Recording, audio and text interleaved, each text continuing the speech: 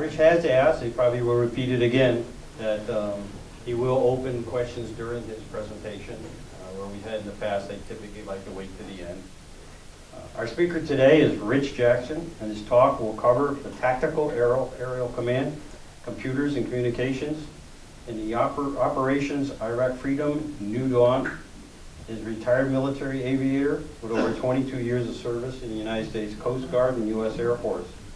In his present role as a tactical aviation contractor flying both airplanes and helicopters, he is also a business development executive responsible for military intelligence, law enforcement, and homeland security markets. His format for this presentation will be a photo essay where he will cover many years with comments. We are pleased to have him as our speaker today. Please welcome Rich Jackson. In case you want to click me on. You're not supposed to see this behind the curtain stuff here. Sorry about that. Good. Welcome. Thank you very much. And it is a deep, deep honor to be here with you today. A couple things. I was asked to repeat the question if a question is given so everybody can hear it so that the answer doesn't kind of float, which is kind of different to Massachusetts politics. Generally, the answer flies out. There isn't a question. I am a native son of Massachusetts, originally from Chelsea. My parents still live in Melrose, and I live in Maine now. And after I retired, started out, my wife and I came back to Vermont, and we opened up a business. I heard someone ask what this is. That's a griffin. When we were searching for the name of our restaurant, we came up with the Sleeping Griffin because she's a real Anglophile. She just absolutely adores everything about England. She wanted an English pub kind of thing, and I, of course, wanted something aviation related. I'm pretty one-dimensional when it comes to that. And she and I both agreed on that, and it kind of fits what my career has been like. It's an amalgamation of two different kinds of creatures to do something effective. So that's where that came from. And I was searching for something to be the opening kind of picture. I move around a lot. It's just the way I am when I talk, so if it becomes distracting, just give me some kind of a signal and I'll slow down my movements. Rick, one thing that happens when you get in too long in front of the screen, things... Okay. What's the name of that? The Griffin. Griffin. Yeah, we had the Sleeping Griffin Cafe up at Newport, Vermont Airport. We did that for about a year. I love Vermont, and I really do love the people in Vermont, but it was an extremely tough place to have a business, a small business. It seemed like everyone was there collecting in some form of capacity, either tax or some other kind of fee. And we had a clean restaurant, so the health inspector and I became very close because he always knew he could come in for the no-notice inspection and not have to bust the restaurant because we kept it so clean. So it was a tough year and a half, and now that we get that out of our system, we'll never do that again. And my marriage is still intact, so that's always the big part of it. So I retired from the military, and I'll go through my background in a few moments. I was on what we call terminal leave. I had built up quite a bit of vacation time since 9/11. Most of us that were on active duty didn't get a lot of vacation time. That led to about 2 weeks of my vacation, basically out of about three and a half months that was coming to me. I got a phone call from the company that I had interviewed with, and they said, we have an opening in Kosovo, and we'd like you to Kosovo. And I said, I thought you guys were going to send me to Iraq. This is 2004, and they said, well, we do plan to send you to Iraq, but we have this opening in Kosovo.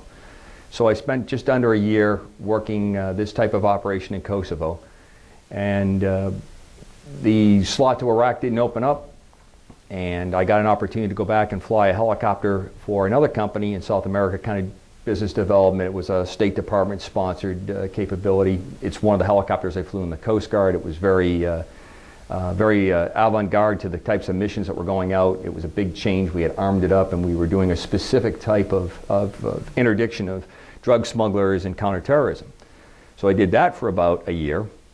Katrina comes up. A very good friend of mine has a business. If you watched any of the footage of Katrina, that you actually got to see my flying skills.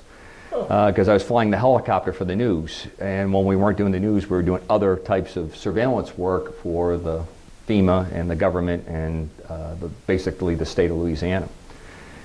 There, I got the phone call, we'd really like you to go to Iraq. So I came home, dropped off my laundry, kissed my wife, grabbed some clean clothes and left and came back 3.5 months later on my first transition over to Iraq. Got home. They promised me I'd be home for Christmas. I landed at Logan midnight on Christmas Eve. So all promises were kept. I was one of the kind of folks that believed in Operation Iraqi Freedom. I was there for the first Gulf War, never expecting to go back to that part of the world. The first time was more than enough, but I did believe in the operation that we were doing there, and still do. So it was with a very open heart and a very strong commitment to it that I was more than ready to go there and do work. Let me cover my background. If you enjoy my talk today, maybe you'll feel inclined to have me come back and I will talk very passionately about this vehicle. This is the X-49. This is one of the things I did when I took a vacation from Iraq. I was there for almost 6.5 years. I took about a year off in the middle of it, and I went and test flew this aircraft. And what you'll probably notice right off the bat, it is a helicopter. It's actually the same helicopter you see in the background there, but it doesn't have a tail rotor. It has a pusher propeller on the back end. Most people would say that seems kind of strange because you need to have that tail rotor thing in the back to control it. And there's a special modifications to that. And it also has a set of wings added onto it. This was to go high speed. That's what this compound helicopter was for. So of course my wife, who once again is very understanding with my foolishness, I'm leaving Iraq, honey. I'm taking a job in Delaware, Pennsylvania, and I'm test flying an airplane that's never flown before. And she was okay with that as well. So. God bless her. Yep, she keeps me pretty well in control too. She's not here, and you can't see it on the video, so that's good. We don't have to talk about that. I started out in helicopters. I was in the Air Force for the first 6.5 years of my career. They sent me to Fort Rucker with the Army, where I learned to fly helicopters. And that's an Air Force guy with the Army. This is a repeating theme that you're going to see come up a number of times. From there, I went to Germany, where I was flying these aircraft, the CH-53 and then MH-53. I spent some time in OV-10s. Again, both of them. This one's pretty much a special operations type aircraft. It was designed with the radars to be able to move troops in, special forces types folks in and out, low altitude. It was a long process of modifications to the aircraft to do that. And it's the same type of technique that was used on the raid for bin Laden. It's the same kind of capabilities that had gone on there. And then before I left the Air Force, I got to get my jet transition, so I got to go fast and go supersonic, and then I haven't been that fast in a long, long time since then. Who did you know to go from helicopters to fixed ones? Well, I was lucky enough, and I did well enough when I was on my assignment in Germany that I got my choice of orders when it came out. And then they were going to send me off to really large airplanes, and the Air Force was drawing down dramatically. And I've always had a desire to go fly at sea. So that's when I threw in my name for the Navy and the Marine Corps, and one of my bosses said, you need to check out the Coast Guard. They're always looking for pilots. So here I am in Oklahoma, big Coast Guard site. I find a recruiter at a shopping mall. And we sit down and I explain the whole thing, and he goes, oh yeah. He says, I'm just not sure we can get all your paperwork done. Got about 6 weeks. It's really pretty difficult. 6 weeks later, I was leaving the Air Force and I was entering the Coast Guard. So, somewhat of an unusual character. My call sign is Snake. And there's a lot of reasons. My mom's very pleased with that call sign, by the way. That's what you want your son to, grow up and have a call sign like that. But it does kind of mirror how my career has been. I've always gone where I thought nobody else wanted to go, I would go to. And I've always done what I thought was interesting and really had a good time and enjoyed it, and somehow managed to make a career out of it. This is the H-65. I'm sure you've seen them. If not on TV, sometimes in the area. Up here in New England, it's the H-60 actually is the primary search and rescue and homeland protection aircraft. I flew these for a number of years, and the Coast Guard was the primary aircraft I flew. That's actually us going into San Francisco. I took an exchange tour with the Navy. I actually did two. One of them, when Desert Storm came up, I had just joined the Coast Guard, and I went off to Desert Storm. When I came out of Desert Storm, they said, you can have your choice of orders. And I really had my eyes on the Royal Air Force British exchange. I thought, boy, that would just be absolutely fantastic, because I had been stationed in Germany. My then wife note the then portion of it, not as always accommodating to my foolishness. Put a foot down on that, and I went to be a flight instructor for the Navy. So I spent about almost 4 years flying as a primary flight instructor in this airplane in the TA-4. Fantastic tour. It was a wonderful experience. I really enjoyed being around people that were interested in flying, and I had a lot that I wanted to show young students coming up. And now most of my students, as I'm sure folks in this room can relate to, are retiring from the military. And I occasionally get letters that their children are now thinking about going into the military. 52 turns around the sun. This is what happens when you start to approach 53. You start to realize that everyone's getting old. After I finished that Navy tour on exchange, I went back to H-65s, but I decided to try something a little bit different. And different was an assignment that vast majority of people in Coast Guard aviation, and I do have a Coast Guard, a former member of the Coast Guard on the ship side. I really enjoyed being on ships, which is a rarity for most aviators. They tend to look upon that as something that they try to avoid. That's why a lot of them went to aviation. But it was polar operations. So we would spend 3 months in the Arctic, up to 9 months down in the Antarctic, 6 months to 9 months in the Antarctic, flying off the back of ships. That sounds really terrible, but that 2 months in the ice in Antarctica is surrounded usually by 2 months trying to get down there and 2 months trying to get back. So terrible places like Fiji, Hawaii, Australia, New Zealand, ports in South America, Mexico, it was terrible. It's a 2-year assignment. I spent 6 years doing it. And from there, I went to a new program that the Coast Guard had brought online. They wanted to arm helicopters. We weren't stopping the drug surface interdiction very well because our ships had gotten older. They were the boats that they were using called Go Fast. They could outrun the cutters.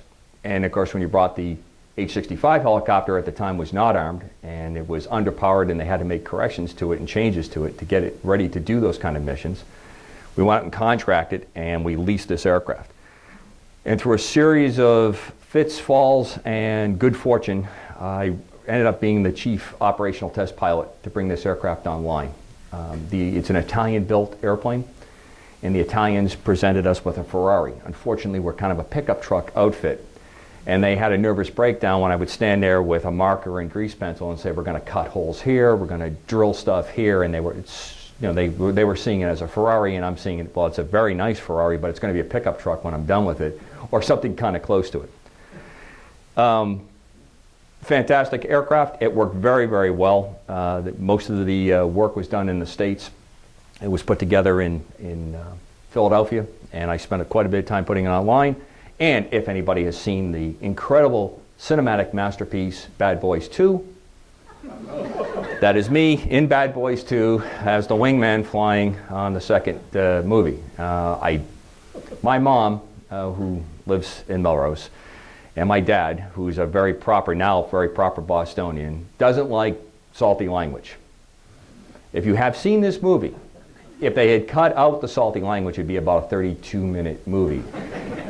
They sat through this entire movie. I am right smack in the middle of it. Solid weeks worth of very hard flying. I mean, take after take after take to get the scenes. 2 minutes on scene. You hear my voice, you see the back of my head, my face got cut out, that scene got cut out, my good-looking co-pilot in the other airplane, he's got the face scene, and that's it. Of course, my mother thinks, it's Charlton Heston and it's the Ten Commandments. She's, practically got tears on. My dad can't get past the first time the F-bomb was dropped, which starts about 30 seconds into the movie and runs pretty much consistently all the way through. So when I retired, I started out, this is the two major aircraft I spent most of the time in. This is another version of this. This is the work I was doing down in South America with it. And then I got into this airplane here, the Skymaster. Air Force and Navy and Army, it was an 02, and the civilian Skymaster. Interesting thing. This version is a former Air Force one that actually flew on the Ho Chi Minh Trail. The company I just stopped working for and had departed from, we are flying that offshore. I should say they're flying it offshore, doing work for the New England Aquarium. And because on the belly of the aircraft, they used to have a gun camera, they mount cameras now when they do these ocean surveys to check sea turtles, whales, right whales, birds, things of that nature. That's the military version. In Iraq, I flew the civilian version. I flew primarily only the civilian version in Iraq because they had the bigger civilian operated engines for later on. When they created this airplane, and I'll go into this in a little bit more detail, they had rockets and different types of gun systems that could be put on the wings. They didn't make two production models, so the civilian aircraft has the same thing, and if you look real closely, and you'll see it a few more times, all we did was cut through the skin and mount to where they had strengthened it up for the Air Force version. Now, I saw these fly a few times when I was in the Air Force. I thought it was a neat airplane. I never thought I would ever fly one, let alone have 4,000 hours alone just flying these. And that's how much I flew them in about 6 years. Yes, sir. Before you switch, the upper left. Yes, the X-49. That airplane never going to go in production? It's just concept. If you bring me back for the lecture, I will give you an incredibly good answer on that. I'm going to tell you that I am pessimistically optimistic or optimistically pessimistic that someday it will go into, and there is no doubt in my mind that the need for high-speed, long-range capability in helicopters is very critical. This is 85% of the original helicopter. So if you take the fleet that we have as a country have made a significant impact and investment into the H-60 fleet, and we're still producing them, you could turn around and get another 20 years out of that aircraft and get the incredible speed and the distance increased. Why? Because if we said today we're going to start a new helicopter because we need a new helicopter, you're 15, 20 years nowadays before you're going to... I will be in my 70s to see that new helicopter come onto the fleet. So in the interim, I think this is a very strong possibility this is going to be it.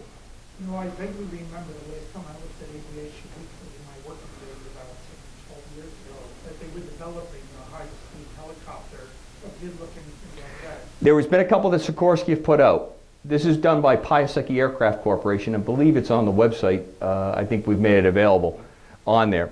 They modified a number of Sikorsky products. Obviously, Sikorsky's not too excited about somebody else modifying the aircraft. They'd like to continue to produce it. They have a high-speed helicopter that has two rotors on top of each other. Very, very fast aircraft as well. Faster than this one, in fact, but it's not what I would call scalable, and it has to be built from scratch. I'm all for high-speed helicopters. I'm also a taxpayer that would like to see the investment. And when we get to the end of it, I'm going to mention this aircraft again at the end of it. But just gives you the idea, the wings came off an airplane to facilitate the quickness of this project. They actually came off an Aerostar. The first people that we approached to buy the airplane to take the wings off of, very nice people. And we, of course, you know, the engineer guys are out there with the tape and they're already running measurements and stuff. And you could just tell these people were not, they weren't sure about what we were going to do with this aircraft. Somebody mentioned that we're going to cut the wings off the airplane and stick it on a helicopter, and they said, but that's the airplane that Nana flew in. And the thought of this airplane had been in their family for a few years, and all the memories that we were going to cut this thing up, they wouldn't sell it to us, so we had to find another one. And that area on the back right there where the propeller is, pushing it through, as that goes through the air, the wings start to produce lift, which requires less to come off the main rotor system, and that's what allows us to go fast. On average, at 10,000 feet, the conventional helicopter, fully loaded, would do about 95 knots. That's just a little bit over 100 miles per hour. This aircraft, same weight, same altitude, could do over 200 knots, which is about 230 or so miles per hour. So there's a huge difference. And could probably get about 3 times the range out of it. So, now we get into, yes sir? Just a question on it. Does the rotors, have you looked at the capability of folding them back, or is it going to work as an auto gyro? It's on that particular model. What the question was concerning if the rotors, if you want to slow them down or fold them back. We're not actually stopping them.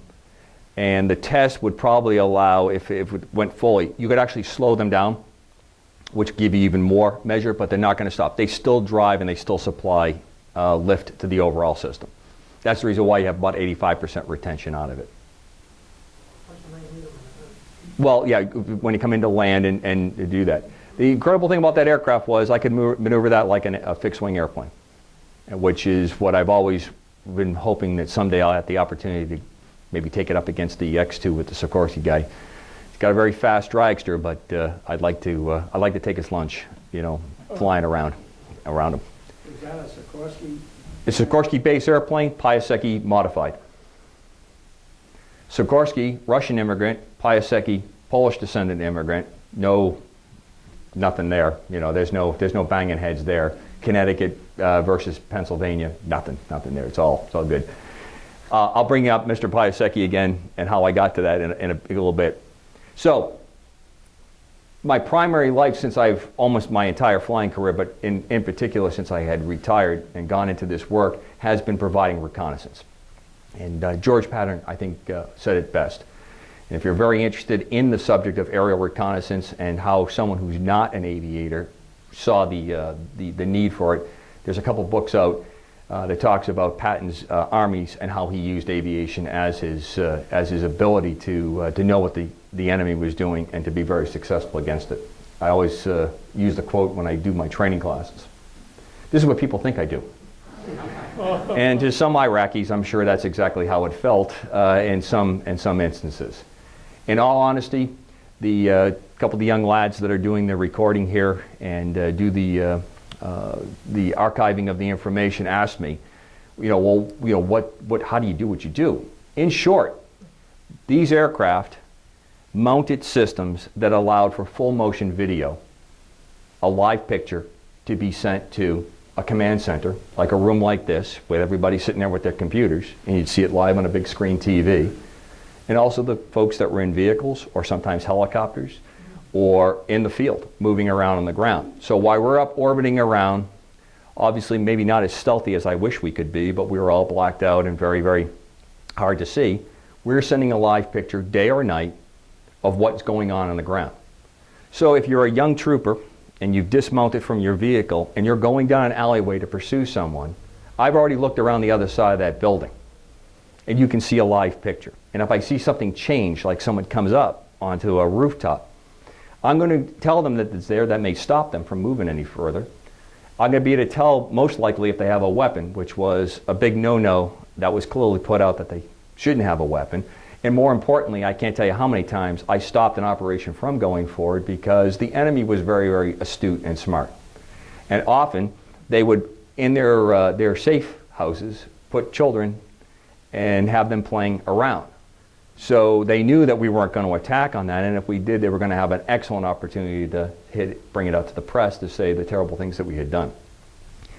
No one wanted that to happen, and this is how we differentiated it out. I know the roads. Yes, sir. To what degree has the manned air reconnaissance been supplanted by drones currently? Give me a little bit of time to work on the UAV. I don't like him. Now I got that bad taste out of my mouth. They're a critical part of the operation, but I'll explain a little bit of evolution when we get to the aircraft portion of it. I won't say supplanted, but we are in a very strange balance as it's seeking its momentum to go back and forth. The roads in Iraq were the primary reason that we needed to have this because the IED situation is what has became so critical. Ed's brother could fill this room with details on how they've countered that. But one of the best ways to counter it was to see when they're putting them in, to see things that looked like they were there, and then when we do road reconnaissance, when we would fly over, ahead, behind, and watch, we could help teams as they moved on the road. To about 2006, as you know, before the surge went up, we had horrendous casualties because we were so dependent on that.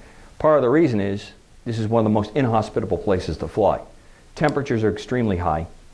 There's a lot of sandstorms, so you need to use roads, and it's very hard to move everything by helicopter to go spot to spot. And we had a tremendous amount of helicopter operations that went on to move people from base to base including aircraft, intra-country aircraft to move people back and forth. We had primary areas here, here, here, here. This is the Baghdad area here. All kinds of bases. Saddam Hussein's hometown Tikrit's right about here. We had operations here, here. When I say operations, those are bases, and here. Then we had the Iranians all along this border that were up to all kinds of nonsense. That's a nice way to put it, right? Nonsense. I didn't give too much away. And we have the Syrians all along here that were up to the same kind of foolishness as well. I had the benefit of serving all over that country. There, I spent the 6 years I was there, and you could tell me the different code names that we used for roads. I could tell you the intersection, what it looked like. I have to go on MapQuest to get from Maine down to here now, and I grew up down here to know where I was. But there, I don't think I'm ever going to know the roads as well as I did in Iraq. I put this up for the geopolitical understanding. What made Iraq the wreck that it is, the mess that it is that after World War I, we drew lines. Primarily the European powers, but we drew lines. These areas in color kind of show up what Mesopotamia was like and where those tribal lines were drawn. This border here that was put out by the winning powers after World War I basically didn't pay any homage to how these people see themselves. It would be probably the same as if, although it's probably harder for us as Americans to understand the long-term, multiple century of having tribal family living in an area, but a line coming down and all of a sudden part of Lexington is now part of another town. Although if it was tax relief, maybe people in Lexington wouldn't be so upset. This part of the world, any kind of a change was a huge issue on there. So there is the various populations. Then you have the influences within the Islamic world. These are all major tribal areas. And often people would ask me, why can't they get along? They're all Muslims. Well, I'm part Irish. You explain to me what the hell went on in Ireland for as long as it did between Catholics and Protestants, and it's all Christians. So there's no difference in my mind about how people see their right to put their will over someone else's, religiously based, politically based, culturally based. But this part of the world, this is even more steep because religiously their culture is very much identified with the Islamic faith, and each one is slightly different. And the Shia and the Sunni just do not see eye to eye at all because they feel each one has chosen the wrong lineage for the faith. The Kurds, who are up north, were probably the most hospitable and by far the most had the most affinity for us as Americans. You could actually go downtown when you were in that part of the country. It looked like Switzerland in spots. I mean, unbelievable. Hills, vegetation, northern part of the country, and they truly did love the presence of the Americans. Partially, they're trying to make their own nation, which is in great conflict with Turkey, Iran, and just about everybody else in that part of the world. And that's ultimately what everyone is after here in this part of the world. So you have these influences that greatly affect and effect the different portions of what goes on in the country. And then you had a minority membership under the Ba'athist Party that took over, which probably led to the vast majority of the total fiasco, which was, and probably still is to great extent, in my opinion, Iraq. That they're going to have a very hard time to break out any kind of form of democracy. I felt it got pretty close. But I think since we've pulled back, much like Afghanistan, it's the type of investment that is it worth to go that far to make. That's a hard decision to make. After being there, I'm still somewhat ambivalent to give you a good answer on that. There's parts of me that thinks that the family of man can probably end up being a lot more organized and a lot more cohesive. But I'm also a realist or pragmatic that knows that it doesn't always happen quite that way. So, what led to aircraft like mine with civilians, with sensor systems there and all kinds of antennas and all kinds of capabilities, what led to folks like me showing up there to help the military. Well, the primary reason was this was a huge gap within the military capability. You civilian at the time? I am. Of course I was. Yes, sir. I had retired, and the vast majority of my combat time was as a retired member of the U.S. military over there. So go surprise that, right? I had a few interesting events in my career and all that, but there wasn't, I didn't go much more than a week without somebody raining rockets down where I lived or something else going on. There was a couple times when I was on the phone with my wife who I think understood what was going on, but not to alarm her that I would be on the phone. In fact, this computer often with the Skype headset, and I would get underneath the bed because the alarms were going off, and and get underneath the mattress and keep chit-chatting with her on there, hoping that nothing more serious would go on. Martin Creval, he is probably one of the greatest strategists and theorists of the modern time, and he really does sum it up. And it's a little bit hard to read, and I'll bring it out to you in simple terms. If you have a situation, you have two choices. You either figure out how to break that down and get the information you need, or you're going to adjust to a different way to go. And we did both of those things in Iraq. Primarily, we started out trying to figure out how, with the gear that we had, what are we going to do to go around with it? That wasn't so successful. Staying on the roads and then trying to fly everything from base to base by helicopter put a huge demand, far outstripped the capability that we had available to go forward with that. So when we returned to the road and we got involved in the surge, we've realized we need to be able to make tactical decisions, what is happening live. And what was probably the most prevalent way was people flying, looking and making radar reports of what they could see, or photographs being taken, even if they were digital, and then being distributed out. The live full motion video portion of it, that ability, really was something that was desired, but wasn't there. So the government threw out those contracts, and there was people like me that found companies that were more than willing to go after and do that, had some previous experience, places like Kosovo and other areas where that kind of policing from the air, making sure that border areas, sensitive areas were being covered. And the company that I worked for at the time, AirScan, got their start by actually flying protection around Kennedy Space Center, Titusville, Florida. That's how they got their start. And the two men that started that program flew these in Vietnam. That's how we got that airplane. They really liked the airplane, and I'll talk more about that in a moment. Okay, so the O2-337, and I had this thing about always flying airplanes that were pretty close to my age. Well, I definitely, I thank God I'm a little bit older than these. That gives you some good feeling. I'm in pretty good plane that's a little bit younger than me. That's good. But for the vast majority of my flying career has been in older airplanes. It started out as a forward air control airplane.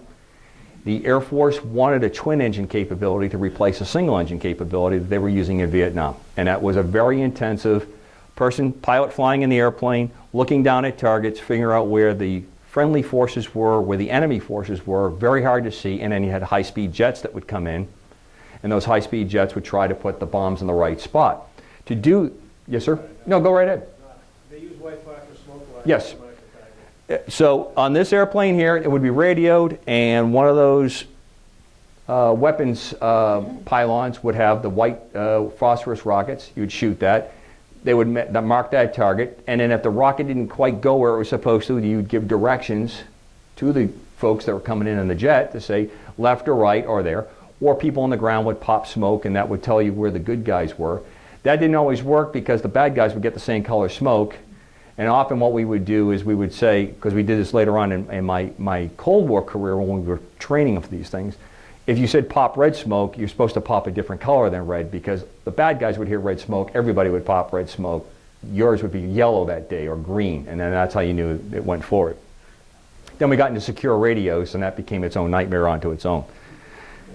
The uniqueness about this airplane is that you have an engine on the front and you have an engine on the back of the fuselage area of the airplane. What's really great about this particular airplane is that it was designed from Cessna as a business application to get people who had bought single engine airplanes. The twin engine airplane is supposed to be safer because if you lose one engine, you still have an engine. Now, I was up to that point in my career, very much a single engine guy. And single engine guys, we used to have an expression. If you ask a man with one watch what time it is, he can tell you exactly what time it is. You ask a man with two watches what time it is, he has no idea what time it is because he's busy looking at two watches. Because we used to think, why make that investment? I'm here to tell you that after flying for as long as I did over Iraq, I'm very happy to have had the second engine. Not that I ever actually had a problem, I only shut down once. That was because an oil line had given out on the engine, and I just happily flew on that back engine and just went to my base and landed. It was no real big discussion, no big interest, and we had the plane back up in about 20-30 minutes. But having that turn that event into a non-event, where if I had to sit down a little bit early, then I was probably going to have to try some of those advanced language and negotiation skills. And let's be honest, someone about my size, and when I get a tan, I kind of have I've been told by a number of folks, I kind of have a Hebrew kind of look. I think that's the Italian side of my family. That doesn't play real well in that part of the world for a lot of reasons. So I knew right off the bat that probably I should not be running around, uninvited. This is the Vietnam era armament that could be put on the aircraft. It's a very, very versatile airplane. But the thing that I will bring up is I had all variety of types of pilots that showed up to work for me in Iraq. I had helicopter guys like myself. I had large multi-engine airplane guys. I had fighter folks. And I had a lot of straight civilian folks. The thing that was really interesting about this airplane was it didn't take long to be very functional and master in it. You didn't have to spend a lot. So if you didn't have a long career of flying airplanes or multi-engine airplanes, this one was very easy to get comfortable in and be able to use it. So I was able to pick from a large variety of backgrounds and quickly amalgamate that into a very capable pilot on the front part of that aircraft. And that's what gave us what I would say is a phenomenal safety record. In the total contract time that we spent in Iraq, flew over 13,000 hours and never had a major mishap. Never lost a person in the airplane. Very, very fortunate. This is the picture. The reason it's all black is I flew on the Ho Chi Minh Trail. If you happen to see one of these, if you're down by the Vineyard or if you're down by Plymouth, you'll occasionally see this airplane. It's gone from the Ho Chi Minh Trail to chasing whales and doing marine science work offshore. I thought we should paint a couple white spots on it, call it an orca, but maybe that's why I'm not working there anymore. Sometimes you get those suggestions. We made some modifications on the airplane. This is actually a slightly uprated engine. It's a couple additional 100 horsepower that we put on this one to give us a little bit more lift capability. We had the largest fleet outside in the civilian world flying this particular type of aircraft. And we would fly them from the States to Jordan, and then from Jordan we would fly them into Iraq. And that's Amman in the background there. All those little bumps are houses and buildings. I spent quite a bit of time in Jordan, going back and forth. That's how we transported it out of the country. I actually flew into Jordan, and then we used to bring our own airplane in to fly, pick us up. And then we started flying on Iraqi Airlines to go in and out of Jordan, which was a treat. As you can imagine, sometimes there were moments of excitement. And the first couple times when I worked out of Baghdad Airport, it was still pretty much a military installation when I was there. So when we first started flying on those civilian flights and you had to go through as many different barricades, bunkers, and checkpoints to get to your airline, and of course, there's hope for humanity when you've got the same kind of sky cap looking to make $5-6 off you, trying to get your bag out of your hand to get you through security on there, and you're basically kibitzing with the locals because they're just trying to make a living, and they immediately picked up the same kind of skill set. They could shame anybody at JFK, and as far as I was concerned, by the time we were over. This is what it looks like inside the airplane on an extremely good sandstorm day. Those lines waving across are just my propeller. That's the way the camera captures the propeller on there. There's nothing wavy out there. It's kind of hard to see. I'm at 10,000 feet, and then I'm right at the top of a sandstorm. And if you remember that picture I showed you, that sandstorm goes from basically, it would be the equivalent of going from the Rhode Island, Massachusetts border all the way up to probably the New Hampshire, Maine border. That's how big the sandstorm was. And I'm flying at 10,000 feet, and this next picture, I always love to bring it. This is the speed I'm moving across the ground. Normally this airplane moves about 120 knots across the ground. I have over 80 knots of wind. Luckily, the direction I want to go. Can you imagine how wonderful that would be, having that in your face all the way? Didn't that affect the engines, the sand? Yeah, it did. We were very aggressive. She asked about the engines and the environment. It's probably one of the most inhospitable environments to work in. And I have the perspective of the unbelievable cold of the Arctic and Antarctic and the desert. They're both pretty extreme, either side. One of the big things that's very tough on there, aside from the dirt that you're thinking about that's going in there, you wear things down like propellers. If you have jet engines, the internal blades inside that jet engine will start wearing down. And then you have infiltration. The dust there, the sand is like dust. It's like a talcum powder, so it gets into every conceivable area. It mixes in, and then it starts causing fatigue and grinding down. Hats off to my maintenance guys, because the uprate was incredible that we kept for these airplanes. And it was a fairly straightforward airplane. We just, if we had something that went bad, we'd get it fixed, and we'd ship in the parts and pieces from the States pretty quickly. The other big consideration here is the fuel. Flying, especially the flying I've done, is you measure with a micrometer, you mark with a grease pencil, and you chop with an axe. That's the kind of precision work I did. We would take incredibly accurate measurements, and then you'd have to, that looks about right. That's the kind of stuff that we did. These aircraft all use avgas. It's the same type of fuel that you put in your car, as opposed to jet fuel, which tends to be more of a kerosene or a more oil-based type product. Only in the United States, Canada, Mexico, do you have the kind of number of people that still use aviation gasoline. Here I am in a part of the world where oil, production of fuels is prevalent, yet there's no general aviation, as you can imagine, for the most part, in places like Iraq. There's no fuel. We had to ship our fuel in one of two ways. It would come in from the southern part of the country by ship, in drums, and then be trucked up to the different spots, or we bought it from Turkey, where you had people in the middle of the war driving it through Turkey onto the roads in Iraq, trying to bring it down. We used a copious amount of avgas, but in consideration to that, we were probably turning that investment in fuel into very, very lengthy stays on station, providing the type of reconnaissance that we did.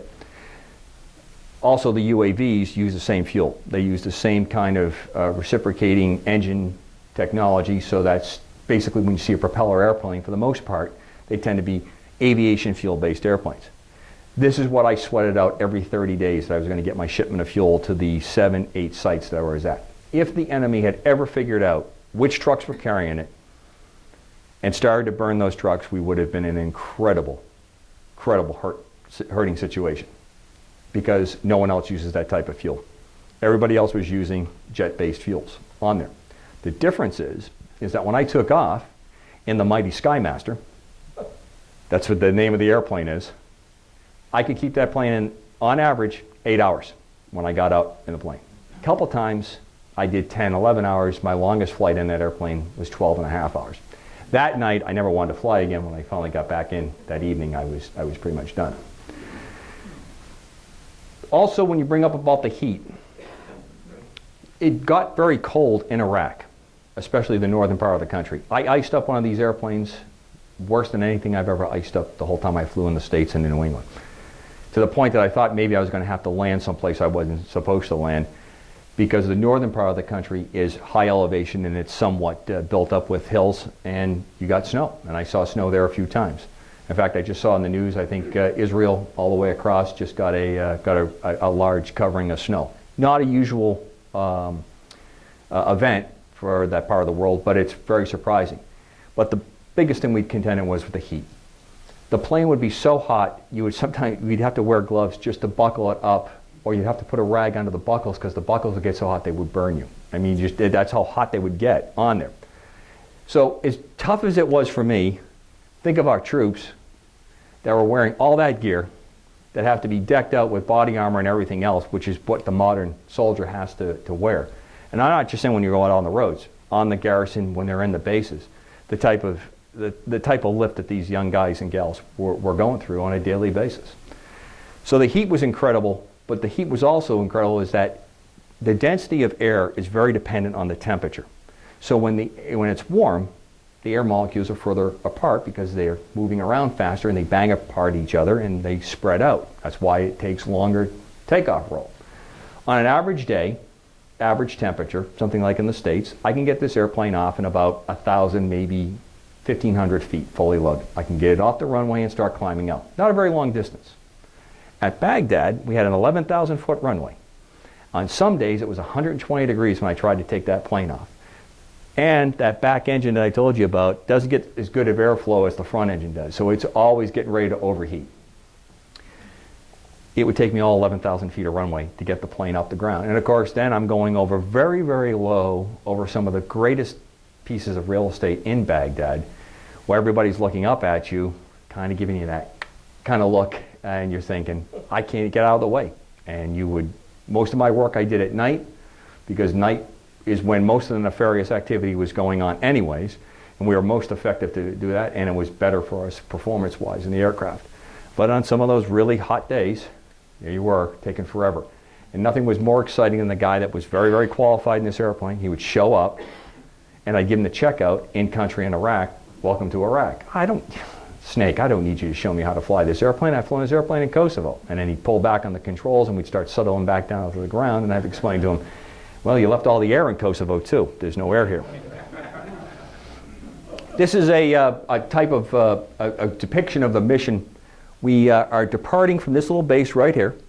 This is up by the Turkey's up here, Syria's right in here, border. And in this particular area, what we had was a lot of smuggling activity going back and forth between Iraq and the Syrian side of the border.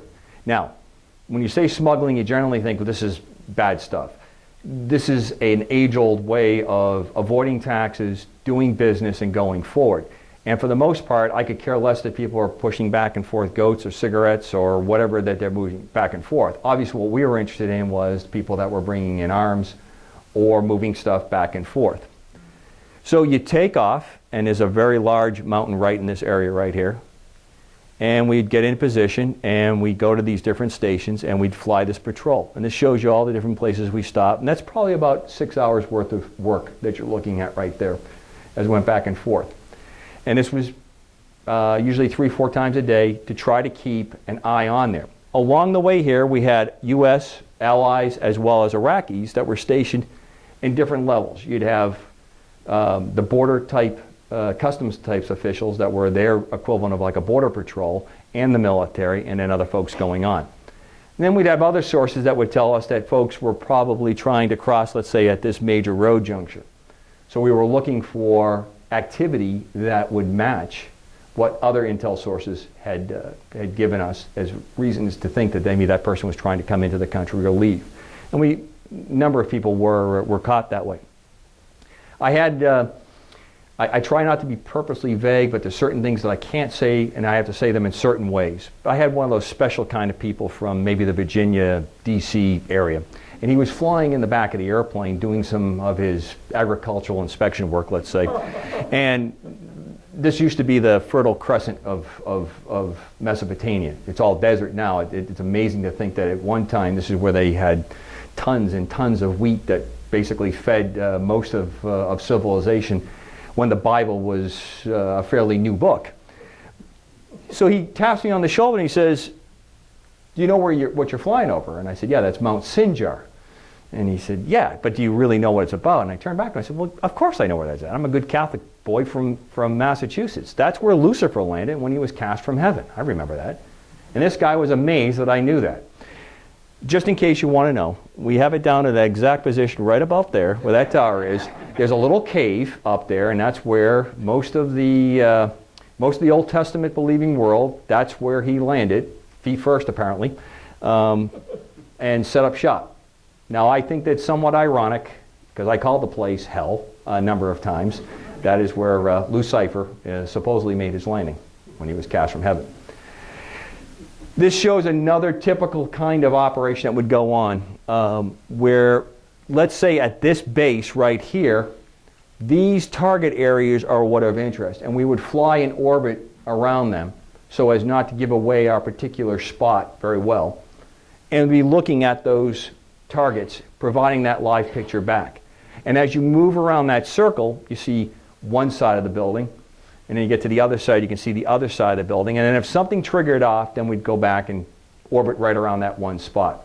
But that was a very typical, so I got lots of time making left-hand turns. You'd think I'd be a big fan of NASCAR, not so much, but I spent a lot of time making left-hand turns. The company I work for now, we mount everything on the right side, so at least my neck is getting the workout on the other side now. This is another typical kind of long-range kind of run where we would run a number of long areas, and my sensor operator, the person that's running that system in the back, would be looking at key points. And then if we saw something that triggered it off, sometimes you do one of these kind of expanding grid searches. That could be for a lot of reasons.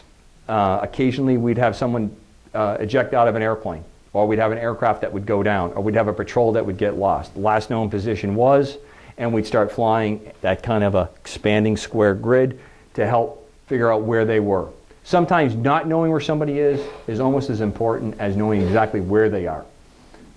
If you weren't sure, and it was a very sensitive border, say like on the Iranian side, it would be great to eliminate that right off the bat before you rushed a whole bunch of resources, people on the ground, aircraft, and that makes them unhappy, and then they start getting jumpy, and the next thing you know, you turn a really bad situation into a real mess because everybody's running around trying to find something. So here is the magical system that we used on there. That is a day and night capable camera that's mounted on the wing. It's about yay big. That system is worth